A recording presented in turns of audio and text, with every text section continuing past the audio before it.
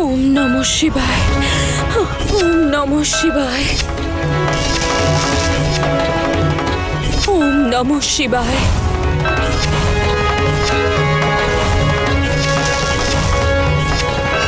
ওম নমঃ শিবায়। ওম নমঃ শিবায়। ওম নমঃ শিবায়। ওম নমঃ শিবায়।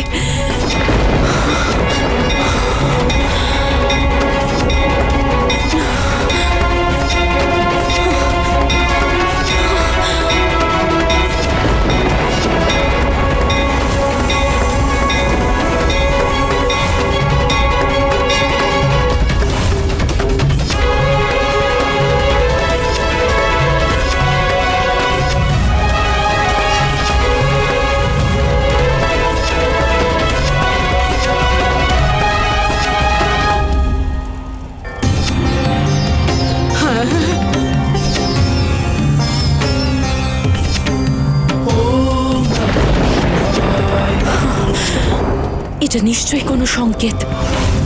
ওম নমঃ শিবায়। ওম নমঃ শিবায়। ওম নমঃ শিবায়। ওম নমঃ শিবায়। ওম নমঃ শিবায়। ওম নমঃ শিবায়। ওম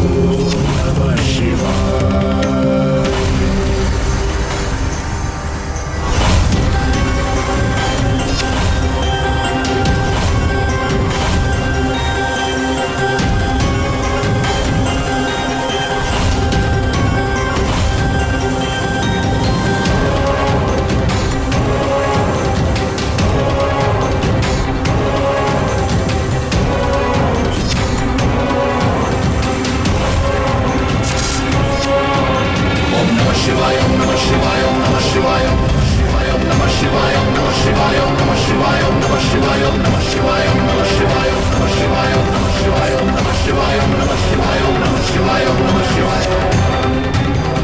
আমি নাগলোক থেকে তোমার জন্য মহাদেবের বার্তা নিয়ে এসেছি। ওম নমঃ শিবায়। ওম নমঃ শিবায়। ওম নমঃ শিবায়। ওম নমঃ শিবায়। ওম নমঃ শিবায়। মহাদেব আমাকে এক গুরুত্বপূর্ণ বার্তা দিয়ে সুনেত্রার কাছে পাঠিয়েছে। তুমি যার জন্য অধীর আগ্রহে অপেক্ষা করছো সেই সমাধানই আমি তোমাকে দিতে এসেছি মা। আমার সঙ্গে এসো, চলো। ঈশ্বর,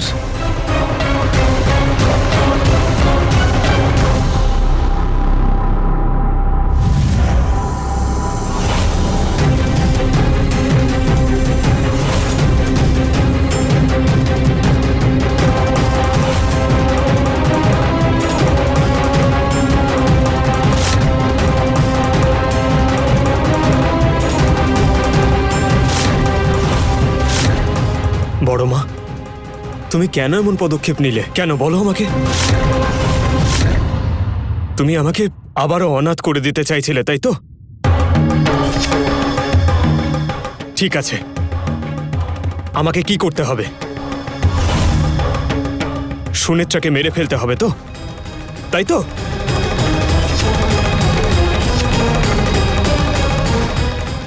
মেরে ফেলবো ওকে।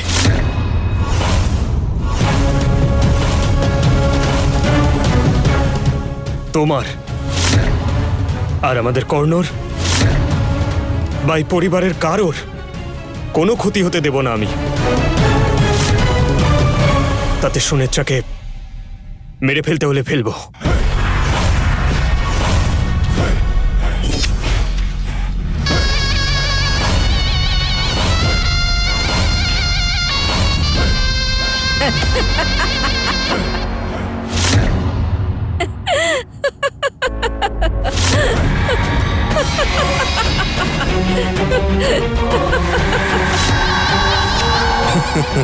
মম, অর্জুন যদি এই মেয়েটাকে শেষই করে দেয় তাহলে নাগমণি আমরা কি করে পাবো বলতো?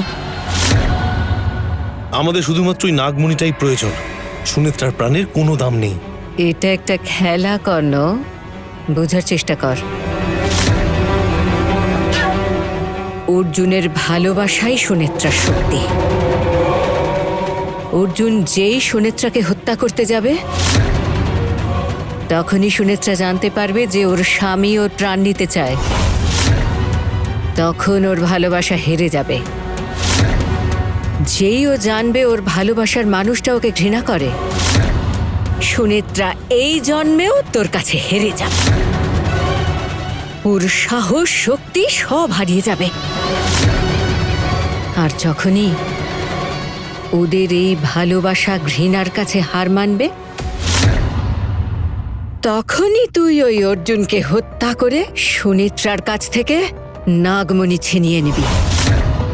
ওই নাগমণি তোকে ছিনিয়ে নিতেই হবে কর্ণ। আর এসবই সম্ভব হবে যখন অর্জুন সুনেত্রার প্রাণ নিতে ওর কাছে যাবে। সুনেত্রার ওদের ভালোবাসা নিয়ে যে বিশ্বাস রয়েছে সেটা ভাঙতেই হবে। সেই জন্যেই অর্জুনকে আমি ইমোশনাল ব্ল্যাকমেল করি সুনেত্রাকে মারতে পাঠিয়েছি। কিন্তু অর্জুন কি সত্যি সত্যি সুনেত্রাকে মারতে পারবে? আরে করবে তো, নিশ্চয়ই হত্যা করবে। কিন্তু অর্জুন তো সুনেত্রাকে প্রচন্ড ভালোবাসে মম। সে জানি, কিন্তু ওই অর্জুন সুনেত্রার সাথে সাথে আমাকেও যে বড্ড ভালোবাসে। এত বছর ধরে ওকে আমি তো এটাই শিখিয়েছি যে মাকে নিজের প্রাণের চেয়েও বেশি ভালোবাসতে হয়। আর তাই আমি জানি যে ওই সুনেত্রার চেয়ে অর্জুন আমায় বেশি ভালোবাসে। কি বললে মম? আসল অসুর তো আমি, কিন্তু অসুরের মতো কথা বলছো তুমি। হ্যাঁ, তোমাকে মানতে হবে মম। এবার আমি দেখব সুনেত্রার কি অবস্থা হয়।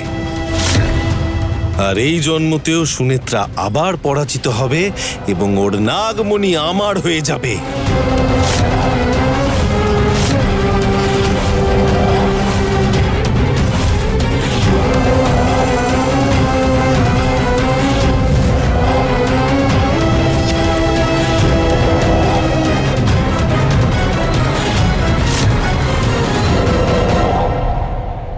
দেখো, ওই দিকে একটা পাহাড় দেখতে পাচ্ছ? ওখানে একটা দুর্গ আছে। ওই অসুরকে বধ করার উপায় ওই দুর্গেই আছে।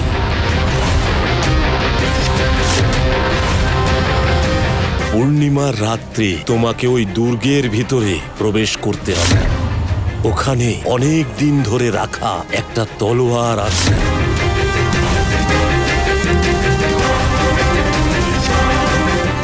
কিন্তু ওই তলোয়ারের উপরে চাঁদের আলো পড়লেই সেই তলোয়ার দিয়ে তুমি সহজেই সেই অসুরটাকে এক নিমেষেই বধ করতে পারবে মা।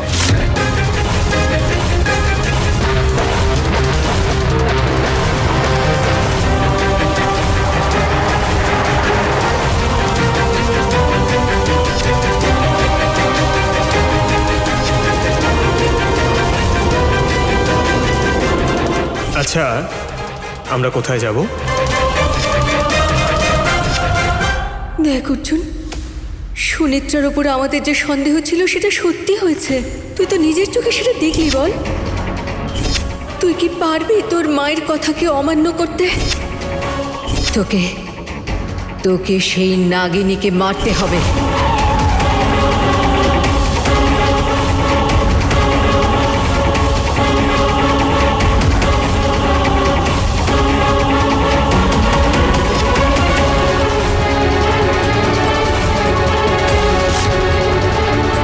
তোমার,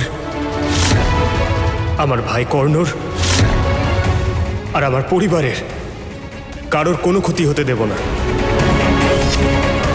সুনেত্রাকে মেরে ফেলবো আমি।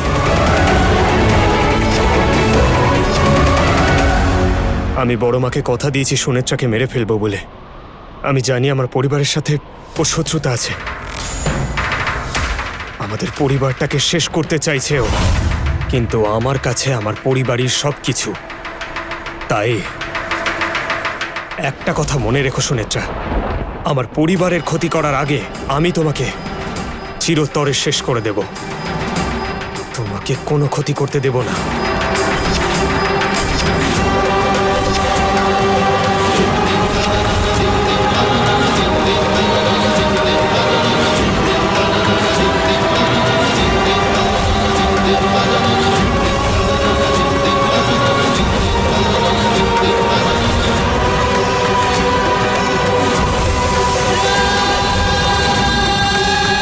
অর্জুন,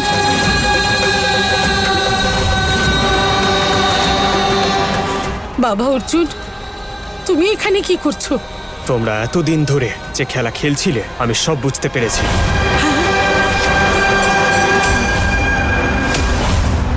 খেলা? কোন খেলা? সুনেত্রা একজন সাধারণ মানুষ নয়, ও একজন নাগিনী, আর সেটা আমি জানি।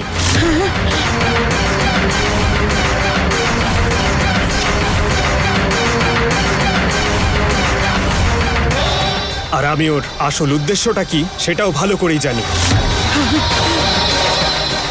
ও আমার বন্ধু, আমার ছোট ভাই কর্ণের প্রাণ নিতে চায়, আর স্বপ্নেও আমি সেটা হতে দেব না।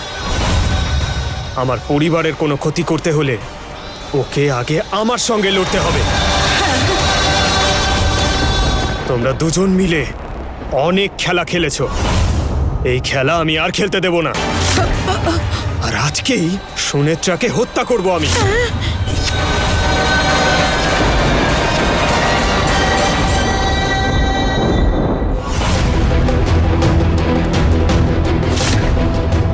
আমি আজকে খুব খুশি হয়েছি, অনেক খুশি হয়েছি। কেন জানো? আমি যে মানুষটার জীবন নিতে চাইছিলাম, আমার সেই স্বামী হসপিটাল থেকে বাড়ি ফিরে এসেছে। তুমি তো বাড়ির সবাইকে বলেই দিতে যাচ্ছিলে, কিন্তু সেটা আর হলো কই? খুব খুশি হয়েছি আমি না আজকে উপরওয়ালাকে একটু থ্যাঙ্কস বলবো, যে উপরওয়ালা আমার হয়ে এই পরিস্থিতি সামলে নিয়েছেন আর তোমার মুখ বন্ধ করে দিয়েছেন। তুমি কোনো কথা বলতে পারবে না, চুপ করে পড়ে থাকবে, মৌন শ্রোতার মতো বিছানায় পড়ে থাকবে আর আমাদের দয়ায় বাঁচবে। মম, আমার না খুব উত্তেজনা হচ্ছে, কারণ আজকে অর্জুন সুনেত্রাকে চিরদিনের জন্য শেষ করতে চলেছে। আজকে প্রেমিক অর্জুনের হাতেই তার প্রেমিকা সুনেত্রার মৃত্যু হবে। তারপর সুনেত্রা নিজের প্রেমের রক্ষা করতে ওর নাগিনী রূপে ফিরে আসবে, আর তাতে অর্জুনের মনে সুনেত্রার প্রতি প্রেমের বদলে ঘৃণা তৈরি হবে। অর্জুন একটা সাপকে কি করে ভালোবাসতে পারে? তারপরেই এই প্রেম কাহিনী একেবারেই শেষ হয়ে যাবে। যে মুহূর্তে অর্জুন জানতে পেরেছে সুনেত্রা একজন নাগিনী, সেই মুহূর্তেই অর্জুনের ভালোবাসা উড়ে গেছে। কিন্তু তা বলে ওদের প্রেম কাহিনী শেষ হয়ে যায়নি। আজকে তুই ওখানে যাবি আর ওদের প্রেমের কাহিনী শেষ করবি। যে মুহূর্তে অর্জুন জানতে পেরেছে সুনেত্রা একজন নাগিনী, সেই মুহূর্তেই অর্জুনের ভালোবাসা উড়ে গেছে। কিন্তু তা বলে ওদের প্রেম কাহিনী শেষ হয়ে যায়নি। আজকে তুই ওখানে যাবি আর ওদের প্রেমের কাহিনী শেষ করবি। সুনেত্রা সম্পূর্ণ চেষ্টা করবে যাতে ও অর্জুনকে কনভিন্স করতে পারে। গত 6 জন্মের প্রেমের কথা বলে অর্জুনকে আবার ওর ফাঁদে ফেলবে। তাই যে করেই হোক সুনেত্রাকে নিয়ে অর্জুনের মনে যে সংশয় তৈরি হয়েছে সেটাকে কাজে লাগাতে হবে। ঠিক বলেছ মম। সুনেত্রা ওর বুদ্ধি আর মায়া দিয়ে তার উপরে অর্জুনের প্রতি প্রেম দেখিয়ে অর্জুনের মত পরিবর্তিত করতে পারে। সেটা তুই হতে দিবি না কর্ণ। যখনই অর্জুন সুনেত্রাকে আক্রমণ করবে, সুনেত্রা তখনই দুর্বল হয়ে পড়বে। আর ঠিক সেই সময় তোকে ওই অর্জুনকে হত্যা করে নাগমণি হস্তগত করতে হবে। নাগমণি। এখন তোর হবে।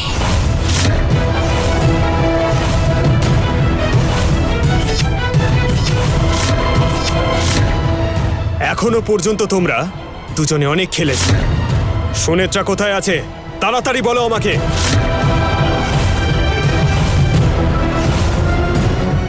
আমি জানি না বাবা, কিন্তু আমি একটা কথা বলতে পারি। তুমি আমি যেটা বলছি সেটা বিশ্বাস করো। তুমি সুনেত্রা। ব্যাস, আমি আর কিচ্ছু শুনতে চাই না তোমার থেকে। বাজে বকো না। আমি যা জিজ্ঞেস করছি তার উত্তর দাও। সুনেত্রা কোথায়? কোথায় সুনেত্রা?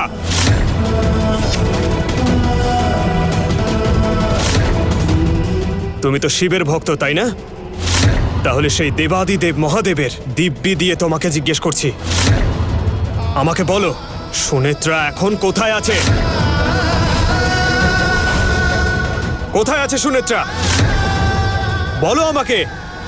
তুমি যদি মহাদেবের সত্যিকারের ভক্ত হয়ে থাকো তাহলে বলো, সুনেত্রা কোথায়? কোথায় সুনেত্রা? সুনেত্রা ওই পাহাড়ের দিকে গেছে। অসুরকে শেষ করার উদ্দেশ্যে অস্ত্র নেওয়ার জন্য ওইখানে গেছে সে। অসুর? কোন অসুরের কথা বলছো? তুমি যদি সত্যি কথা শুনে সহ্য করতে পারো তাহলে আমি সব বলবো বাবা। তোমাকে সব সত্যি করে বলার, স্পষ্ট করে বলার উপযুক্ত সময় আজই সেদিন বাবা। মা সুনেত্রাকে প্রেম না করে তুমি ঘৃণা করছো। তুমি সুনেত্রার প্রাণ নিতে চাইছো। কি আমি ঠিক বলছি তো? তাই চাও তো বাবা? শিব শিব, তুমি যে একদিন এরকম কথা বলবে আমি তা আশা করিনি বাবা। আজকে তোমাকে সব সত্যি কথা বলতে হবে। এই গল্পটা 6 জন্ম ধরে চলছে।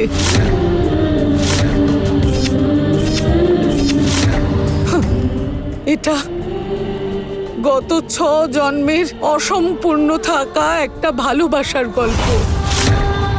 অর্জুন আর সুনেত্রার প্রেমের গল্প, যেখানে কর্ণ নামের একটা অসুর গত 6 জন্ম ধরে বাধা সৃষ্টি করছে। গত 6 জন্ম ধরে তোমাদের মিলনকে। ব্যাস! চুপ করো। তোমার গল্প আমি বিশ্বাস করি না। এর আগেও এই গল্পটা তুমি বলেছো আমাকে, কিন্তু আমি এসব বিশ্বাস করি না। আর তুমি যতবারই গল্পটা বলো না কেন, আমি তোমার এই গল্প বিশ্বাস করব না। তোমার আমাকে দেখে কি পাগল মনে হয় নাকি? তুমি এখন আমাকে 7 জন্মের গল্প শোনাচ্ছ। এখন কর্ণকে হত্যা করতে চাইছে বলে তুমি কর্ণকে অসুর প্রমাণিত করতে চাইছো। আমি এসব কিচ্ছু বিশ্বাস করি না। তোমাদের খেলা তোমরা এবার বন্ধ করো বলছি। সুনেত্রা পাহাড়ের ওপরে গেছে তো? ঠিক আছে, আমি ওখানে গিয়ে দেখছি। আজকে সেই নাগিনীকে হত্যা করে তবেই ফিরবো আমি। অর্জুন! বাবা! অর্জুন! ভগবান!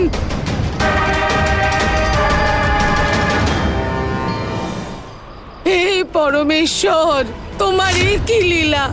যার গত জন্মের কথা মনে পড়ে যাওয়া উচিত তার মনে পড়ছে না।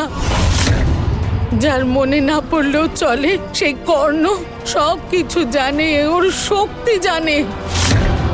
তুমি কিছু করো প্রভু।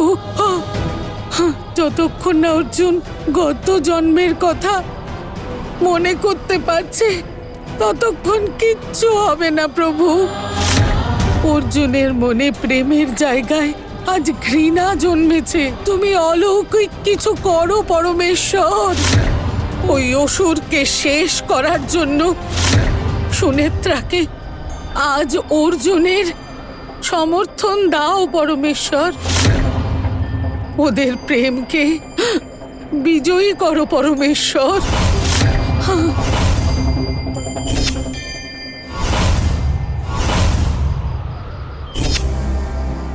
ওই পাহাড়ের উপরে যাওয়া অত সহজ নয় মা। আর তার চেয়েও আরো বেশি কঠিন হলো ওই দুর্গের ভেতরে অনায়াসে প্রবেশ করা। এই জঙ্গলটা বড়ই বিপজ্জনক মা। তুমি একা ওখানে এত সহজে যেতে পারবে না মা। পথে তোমাকে অনেক অশুভ শক্তি বাধা দেওয়ার প্রাণপণ চেষ্টা করবে মা। কিন্তু তোমাকে দৃঢ় প্রত্যয়ে সেসবের মুখোমুখি হতে হবে। কিন্তু যদি তুমি ধৈর্য হারিয়ে ফেলো তাহলে সেখানে যাওয়া কঠিন হবে।